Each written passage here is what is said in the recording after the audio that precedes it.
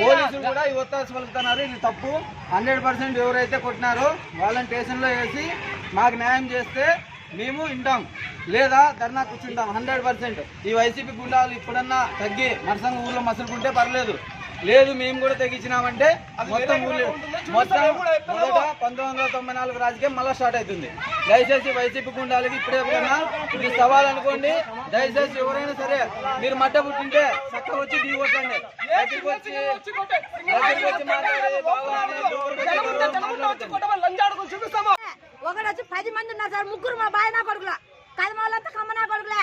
ఒకరిని తిప్పుకొని వచ్చి కట్లు రాళ్ళు ఇస్తుంటే ఆడోళ్ళు కరువు పని పోయేతనే సార్. మేము కరువు పని పోయేదాలే తిప్పులని ఆడోళ్ళు మగవాళ్ళు ఊరు దాటే వరకు తిప్పులనే సార్ మమ్మల్ని.